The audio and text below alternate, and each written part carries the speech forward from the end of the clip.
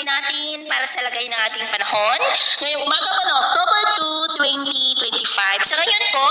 ay lalo pa na lumapit ang bagyong Paulo sa kalupaan habang patuloy na po ang paglakas at nasa layo na ngayon ng 713 km east ng Polillo Island o kaya naman ay 509 km northeast ng Catanduanes na taglay ang lakas ng hangin na umaabot po sa 75 km per hour habang kumikilos po pa-west, northwestward sa bilis na 15 km per hour. At mamayang gabi, posible po na nasa silangan na ng Aurora at bukas ng umaga, posible po na nasa silangan na ng Isabela at bukas po bago magtanghali, posible na yan na mag-landfall sa northern part ng Isabela o southern part ng Cagayan at babaybayin na ang malaking bahagi ng Northern Luzon maghapon bukas po na magdudulot po ng masugid na panahon at posible rin na maapektuhan ang Central Luzon, Metro Manila habang tumatawid po ang bagyo at posible na itaas hanggang sa Tropical Cyclone Wind Signal number 3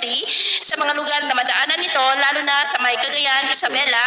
at Aurora. Sa ngayon nga po ay nakataas na ang Tropical Cyclone Wind Signal number 1 sa ilang bahagi po ng Bicol Region. Ngayong madaling araw, dahil sa trough ng bagyo at mga localized thunderstorm ay maulap ang kalangitan with isolated rains sa ilan ng bahagi ng Bicol Region, Quezon Province, Marinduque, Northern Palawan, Eastern Visayas, Northern part ng Cebu, Cadiz, Capiz, Hinubaan, Dumaguete, Dinagat Island, Lanao Provinces at Tagum. At mamaya ay sisikat naman po ang araw sa malaking bahagi ng bansa pero dahil sa trough ng bagyo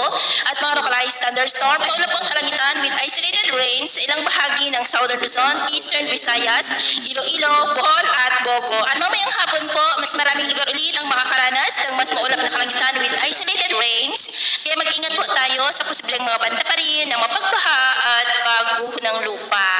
At sa ating naman pong mga baybayin, wala pa rin naman po tayong nakataas na namang gale warning signal.